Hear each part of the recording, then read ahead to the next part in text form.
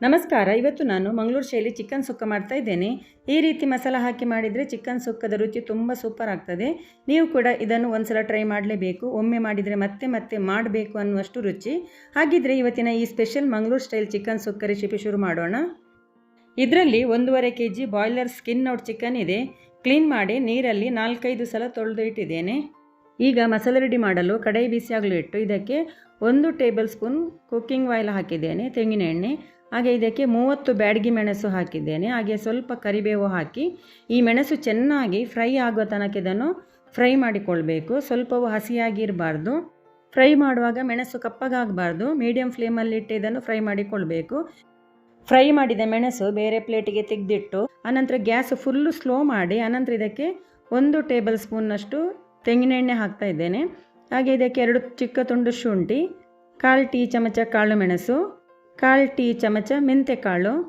ಈ ಕಾಳು ಮೆಣಸು ಮತ್ತು ಮೆಂತೆಕಾಳು ಚೆನ್ನಾಗಿ ಸಣ್ಣ ಉರಿಯಲ್ಲಿ ಫ್ರೈ ಆಗಬೇಕು. ಈ ಕಾಳು ಮೆಣಸು ಸೌಂಡ್ ಬರ್ತದೆ ನೋಡಿ, ಅಷ್ಟರವರೆಗೆ ಇದನ್ನು ಫ್ರೈ ಮಾಡಿಕೊಳ್ಬೇಕು. ಹಸಿ ಇರಬಾರ್ದು. ಮೆಂತೆಕಾಳು ಕೂಡ ಚೆನ್ನಾಗಿ ಫ್ರೈ ಆಗಬೇಕು, ಇಲ್ಲದಿದ್ದರೆ ಚಿಕನ್ ಸುಕ್ಕ ಸ್ವಲ್ಪ ಅಂಟಾಗಿ ಬರ್ತದೆ. ಮೆಂತೆ ಸರಿಯಾಗಿ ಫ್ರೈ ಆಗದಿದ್ದರೆ ಆ ರೀತಿ ಆಗ್ತದೆ. ಈಗ ನೋಡಿ, ಕಾಳು ಮೆಣಸು ಫ್ರೈ ಆಗಿ ಸೌಂಡ್ ಬರ್ತಾ ಇದೆ. ಈಗ ಇದು ಚೆನ್ನಾಗಿ ಫ್ರೈ ಆಗಿದೆ. ಈಗ ಇದಕ್ಕೆ 2 ಏಲಕ್ಕಿ, 1 ತುಂಡು ದಾಲ್ಚಿನ್ನಿ, 5ರಿಂದ 6 ಲವಂಗ, 1 ಚಿಕ್ಕ ತುಂಡು ನಕ್ಷತ್ರ ಹೂವು, 1 ಟೀ ಸ್ಪೂನ್ ಸೋಂಪು ಕಾಳು. ಇದನ್ನು ಸ್ವಲ್ಪ ಹೊತ್ತು ಫ್ರೈ ಮಾಡಬೇಕು. ಆನಂತರ ಇದಕ್ಕೆ 3 ಟೇಬಲ್ ಸ್ಪೂನ್ ಕೊತ್ತಂಬರಿ ಬೀಜ, 1 ಟೀ ಸ್ಪೂನ್ ಜೀರಿಗೆ ಹಾಕಿ ಇದನ್ನೆಲ್ಲ 1 ನಿಮಿಷದವರೆಗೆ ಸಣ್ಣ ಉರಿಯಲ್ಲಿ ಫ್ರೈ ಮಾಡಿಕೊಳ್ಬೇಕು. ಈಗ 1 ನಿಮಿಷ ಆಗಿದೆ. ಈಗ ಗ್ಯಾಸ್ ಆಫ್ ಮಾಡಿ ನಂತರ ಇದಕ್ಕೆ 1 ಟೇಬಲ್ ಸ್ಪೂನ್ ಬಿಳಿ ಎಳ್ಳು ಸೇರಿಸಿಕೊಳ್ಬೇಕು. ಎಳ್ಳು ಹಾಕಿದ ನಂತರ ಸ್ವಲ್ಪ ಹೊತ್ತು ಮಗುಚುತ್ತಾ ಇರಬೇಕು. ಕಡಾಯಿ ಬಿಸಿ ಇದೆ, ಆ ಬಿಸಿಗೆ ಎಳ್ಳು ಫ್ರೈ ಆದರೆ ಸಾಕು. ಚಿಕನ್ ಸುಕ್ಕ ಮಾಡುವಾಗ ಎಳ್ಳು ಹಾಕಿದರೆ ತುಂಬ ರುಚಿಯಾಗಿ ಬರ್ತದೆ. ಫ್ರೈ ಮಾಡಿದ ಮಸಾಲೆ ಸ್ವಲ್ಪ ತಣ್ಣಗಾದ ನಂತರ ಇದನ್ನು ಮಿಕ್ಸಿ ಜಾರಿಗೆ ಹಾಕ್ತಾ ಇದ್ದೇನೆ. ಅದೇ ಕಡಾಯಿ ಇನ್ನೊಮ್ಮೆ ಬಿಸಿಯಾಗಲು ಇಟ್ಟು ಇದಕ್ಕೆ 2 ಕಪ್ಪು ತೆಂಗಿನ ತುರಿ ಹಾಕಿದ್ದೇನೆ. ತೆಂಗಿನ ತುರಿ ಚೆನ್ನಾಗಿ ಪರಿಮಳ ಬರುವ ತನಕ ಅಥವಾ ಇದನ್ನು 3ರಿಂದ 4 ನಿಮಿಷದವರೆಗೆ ಮೀಡಿಯಂ ಫ್ಲೇಮಲ್ಲಿ ಇದನ್ನು ಚೆನ್ನಾಗಿ ಹುರಿದುಕೊಳ್ಬೇಕು. ನೋಡಿ, ಇವಾಗ ಇದು ಆಗಿದೆ. ಈಗ ಇದನ್ನು ಬೇರೆ ಪ್ಲೇಟಿಗೆ ತೆಗೆದಿಟ್ಟು ಈಗ ಮಸಾಲೆಯನ್ನು ಮೊದಲೇ ನಾನು ಮಿಕ್ಸಿ ಜಾರಿಗೆ ಹಾಕಿದ್ದೇನೆ. ಅದರೊಟ್ಟಿಗೆ ಈ ಫ್ರೈ ಮಾಡಿಟ್ಟ ಮೆಣಸನ್ನು ಹಾಕಿ ಇದನ್ನು ಮೊದಲಿಗೆ ಸ್ವಲ್ಪ ಪುಡಿ ಮಾಡಿ ತರಬೇಕು. ಒಂದು ಸಲ ಪುಡಿಯಾದ ನಂತರ ಇದಕ್ಕೆ ಗ್ರೈಂಡ್ ಮಾಡಲಿಕ್ಕೆ ಎಷ್ಟು ನೀರು ಬೇಕು ಅಷ್ಟು ನೀರನ್ನು ಹಾಕಿಕೊಂಡು ಹಾಗೆಯೇ 2 ಹುಣಸೆ ಬೀಜದಷ್ಟು ಹುಣಸೆ ಹುಳಿ ಹಾಕಿ 10 ಎಸಳು ಬೆಳ್ಳುಳ್ಳಿ, 1 ಕಟ್ ಮಾಡಿದ ಈರುಳ್ಳಿಯನ್ನು ಹಾಕಿ ಈಗ ಇದನ್ನು ನುಣ್ಣಗೆ ಗ್ರೈಂಡ್ ಮಾಡಿ ತರಬೇಕು. ಮಸಾಲೆ ನೋಡಿ ಈ ರೀತಿ ನುಣ್ಣಗೆ ಗ್ರೈಂಡ್ ಮಾಡಿ ತಂದಿದ್ದೇನೆ. ಈಗ ಇದು ಸೈಡ್ಗೆ ಇರಲಿ. ಹಾಗೆಯೇ ಇನ್ನೊಮ್ಮೆ ಕಡಾಯಿ ಬಿಸಿಯಾಗಲು ಇಟ್ಟು ಇದಕ್ಕೆ 2 ಟೇಬಲ್ ಸ್ಪೂನ್ ತೆಂಗಿನ ಎಣ್ಣೆ ಅಥವಾ ಕುಕ್ಕಿಂಗ್ ಆಯಿಲ್, ಹಾಗೆ 1 ಟೇಬಲ್ ಸ್ಪೂನ್ ತುಪ್ಪ ಹಾಕಿ 2 ಈರುಳ್ಳಿಯನ್ನು ಉದ್ದಕ್ಕೆ ಕಟ್ ಮಾಡಿ ಹಾಕಿ ಈರುಳ್ಳಿ ಚೆನ್ನಾಗಿ ಕೆಂಪಗೆ ಫ್ರೈ ಆಗುವ ತನಕ ಇದನ್ನು ಫ್ರೈ ಮಾಡಿಕೊಳ್ಬೇಕು.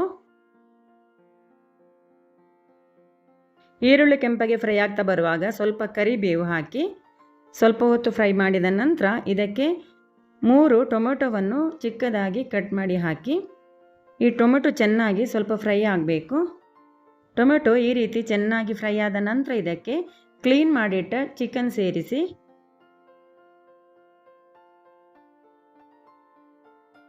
ಒಂದ್ಸಲ ಚೆನ್ನಾಗಿ ಮಿಕ್ಸ್ ಮಾಡಿದ ನಂತರ ಈಗ ರುಚಿಗೆ ತಕ್ಕಷ್ಟು ಉಪ್ಪನ್ನು ಸೇರಿಸಿ ಹಾಗೆಯೇ 1/4 ಟೀ ಚಮಚದಷ್ಟು ಅರಶಿನ ಪುಡಿ ಹಾಕಿ ಇನ್ನೊಮ್ಮೆ ಚೆನ್ನಾಗಿ ಮಿಕ್ಸ್ ಮಾಡಿ ಈಗ ಇದಕ್ಕೆ ಗ್ರೈಂಡ್ ಮಾಡಿದ ಮಸಾಲೆಯನ್ನು ಸೇರಿಸಿ ಚೆನ್ನಾಗಿ ಒಂದ್ಸಲ ಮಿಕ್ಸ್ ಮಾಡಿದ ನಂತರ ಇದಕ್ಕೆ ಮುಚ್ಚಳ ಮುಚ್ಚಿ ಚಿಕನ್ ಸ್ವಲ್ಪ ನೀರು ಬಿಡುವ ತನಕ ಸಣ್ಣ ಉರಿಯಲ್ಲಿ ಇದನ್ನು 5 ನಿಮಿಷದವರೆಗೆ ಬೇಯಲಿಕ್ಕೆ ಬಿಡಬೇಕು. ಚಿಕನ್ ಬೇಯ್ತಾ ಇರಲಿ. ಈ ಕಡೆ ಗ್ರೈಂಡ್ ಮಾಡಿದ ಮಿಕ್ಸಿ ಜಾರಲ್ಲಿ ಸ್ವಲ್ಪ ಮಸಾಲೆ ಉಳಿದುಕೊಂಡಿದೆ. ಈಗ ಇದರ ಜೊತೆನೇ ಈ ಹುರಿದಿಟ್ಟ ತೆಂಗಿನ ತುರಿಯನ್ನು ಹಾಕಿ ಪಲ್ಸ್ ಬಟನಲ್ಲಿ ಇದನ್ನು ನೀರು ಹಾಕದೆ 1-2 ಸುತ್ತು ಗ್ರೈಂಡ್ ಮಾಡಿ ತರಬೇಕು. ಜಾಸ್ತಿ ನುಣ್ಣಗೆ ಮಾಡೋದು ಬೇಡ, ಇದು ಸುಕ್ಕ ಮಾಡಲಿಕ್ಕೆ. ಹಾಗಾಗಿ ನೋಡಿ ಈ ರೀತಿ ತರಿಯಾಗಿ ಗ್ರೈಂಡ್ ಮಾಡಿದರೆ ಸಾಕು. ಈಗ ಚಿಕನ್ ಬೇಯಲಿಕ್ಕೆ ಇಟ್ಟು 5 ನಿಮಿಷ ಆಗಿದೆ. 5 ನಿಮಿಷದ ನಂತರ ಒಂದ್ಸಲ ಚೆನ್ನಾಗಿ ಮಗುಚಿ ಚಿಕನ್ ಎಷ್ಟು ನೀರು ಬಿಟ್ಟಿದೆ ಅಂತ ನೋಡಿಕೊಂಡು ಇದಕ್ಕೆ ನೀರು ಬೇಕಿದ್ರೆ ಮಾತ್ರ ನೀರನ್ನು ಸೇರಿಸಿಕೊಳ್ಬೇಕು.